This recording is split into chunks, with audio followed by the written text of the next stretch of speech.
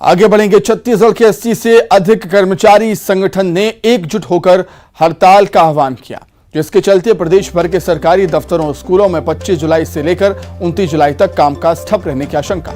राज्य के कर्मचारी केंद्रीय कर्मचारियों के समान महंगाई भत्ता और HRA यानी मकान किराया भत्ता की मांग कर रहे हैं। अभी केंद्र सरकार के कर्मचारियों को 34% महंगाई भत्ता दिया जाता है।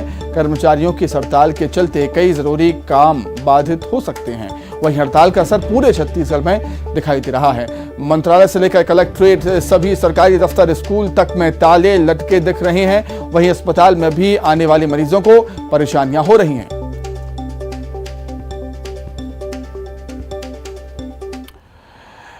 अब कर्मचारियों की हड़ताल की आपको 8 तस्वीरें दिखाते हैं। छत्तीसगढ़ के 8 जिलों की तस्वीरें आपकी टीवी स्क्रीन पर।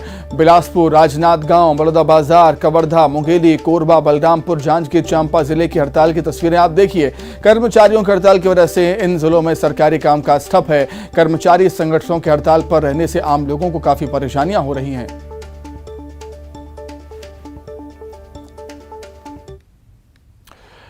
वहीं राज्यपाल अनुसुईया उइके के 3 साल 29 जुलाई को पूरे होने जा रहे हैं। उन्होंने कहा है कि इन 3 साल के दौरान कई काम करने थे, लेकिन 2 साल कोरोना की वजह से वो काम नहीं कर पाए। फिर भी उन्होंने छत्तीसगढ़ के विकास और आदिवासियों के विकास के लिए कई काम किए।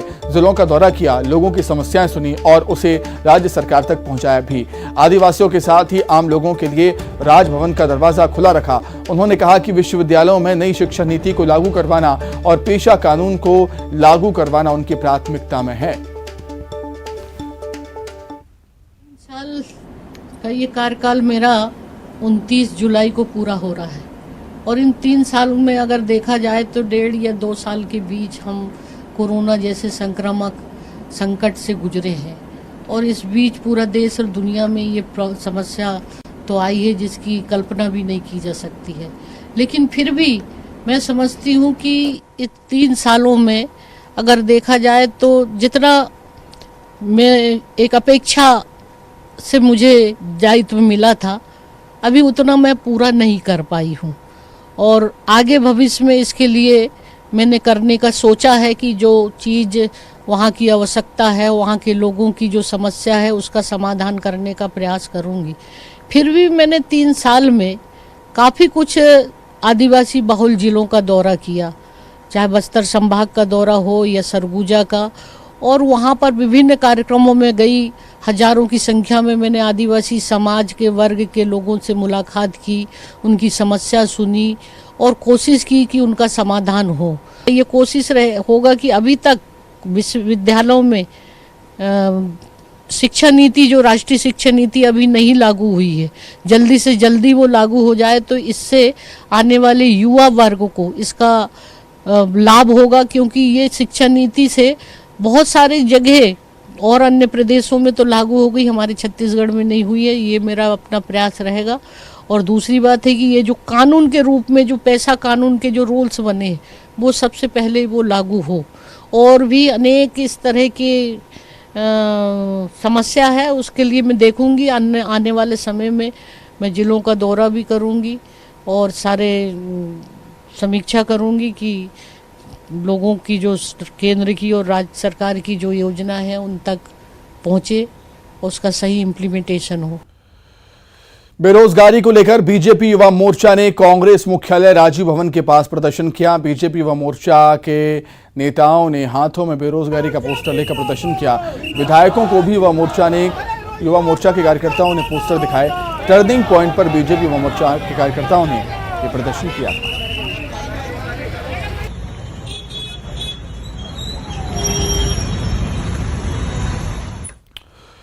छत्तीसगढ़ में कानून व्यवस्था और नशे के कारोबार को लेकर बीजेपी कल विधानसभा का घेराव करने वाली है। रायपुर शहर जिला के बीजेपी कार्यकर्ता विधानसभा का घेराव करेंगे, जिसमें बीजेपी युवा मोर्चा और महिला मोर्चा के कार्यकर्ता भी शामिल होंगे। पार्टी का कहना है कि रायपुर शहर जिले के 16 मंडलों से नेता और कार्यकर्ता पंडरी में इकट्ठा होंगे, वहां से विधानसभा के लिए कूच करेंगे।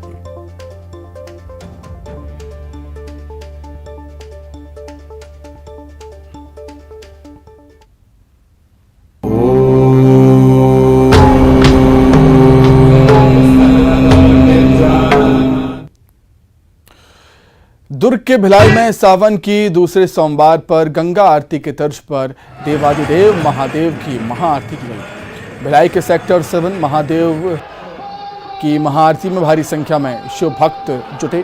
पूरा भिलाई हर हर महादेव के जयकारों से गुंजायमान हो गया।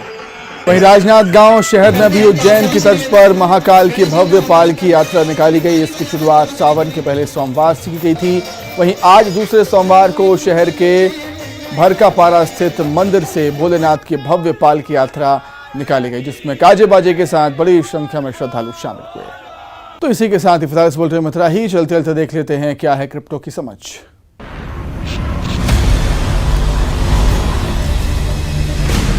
ज़ेड पे and news 18 network present crypto की समझ। ज़ेड पे and news 18 network present crypto की समझ। इस एपिसोड में आपका स्वागत है, जहां हम बताएंगे क्रिप्टो से जुड़ी कुछ खास खबरें।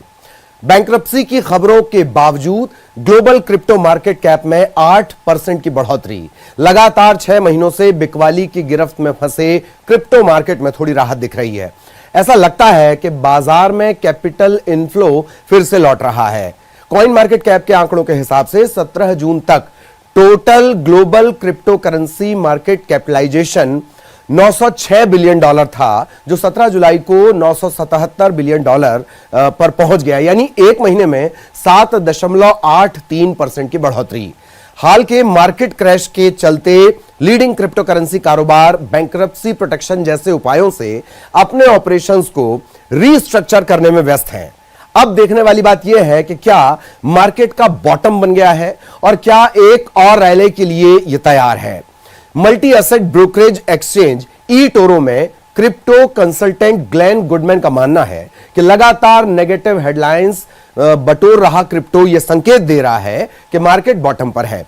कुल मिलाकर बाजार फिलहाल किसी क्रिप्टो रेगुलेशन के इंतजार में है और ये रेगुलेटरी फ्रेमवर्क्स इन्वेस्टर्स को एक सुरक्षा कवच मुहैया कराएंगे। वहीं भारत में शुरू हुए संसद के मानसून सत्र में वित्त मंत्री निर्मला सीतारमण ने क्रिप्टो पर एक बार फिर निशाना साधा। लोकसभा में वित्त मंत्री ने कहा कि क्रिप्टो रेगुलेट या फिर इस पर बैन लगाने के लिए ग्लोबल कोलैबोरेशन की जरूरत है। इससे पहले रिजर्व बैंक ऑफ इंडिया ने सुझाव दिया है कि सरकार को जल्द क्रिप्टो के लिए रेगुलेशन लाने की जरूरत है। वित्त मंत्री ने लोकसभा में यह भी कहा कि आरबीआई कई बार क्रिप्टो पर अपनी चिंता जाहिर कर चुका है। क्रिप्टो की मौजूदगी मॉनेटरी और फिस्कल स्टेबिलिटी पर बुरा असर डाल सकती है, इसीलिए इस पर लगाम लगाने की सख्त जरूरत है। Non fungible token NFT heavyweight Yuga Labs ने अदर साइड पर अपना एक विजन सबके सामने पेश किया है। इस डॉक्यूमेंट में कंपनी ने यह बताया कि वर्ल्ड बिल्डिंग मेटावर्स प्लेटफॉर्म बनाने के लिए कैसे काम करना होगा। यह डॉक्यूमेंट अदर साइड के लिए एक स्टार्टर गाइड की तरह है, जो प्लेटफॉर्म के फाउंडेशनल प्रिंसिपल्स, इसके डेवलपर्स की क्षमताओं और कम्युनिटी को क्रिएशन की संभावनाओं को शामिल करता है। डॉक्यूमेंट युगा लैब के टेक डेमो के साथ आया है। इसमें हजारों अदर डीड NFT होल्डर्स को इसकी ऑफिशियल रिलीज से पहले गेम को आजमाने का मौका दिया गया है। अदर डीड NFT मई में जारी किए गए थे। इसका 55,000 का अवेलेबल स्लॉट 3 घंटे में ही बिक गया। इससे युगा को $317 मिलियन की कमाई हुई और यह इतना पॉपुलर था कि इससे इथेरियम ब्लॉकचेन क्रैश हो गया। तब से Yuga Lab UK based game developers Immutable के साथ ऑनलाइन स्पेस बनाने पर काम कर रहा है। युगा का कहना है कि यह यूजर्स को दूसरे कलेक्शंस में अपने NFT को मेटावर्स पर लाने का मौका देगा। क्रिप्टो की समझ के इस एपिसोड में आज के लिए इतना ही। अगले हफ्ते फिर मिलेंगे, तब तक के लिए गुड बाय।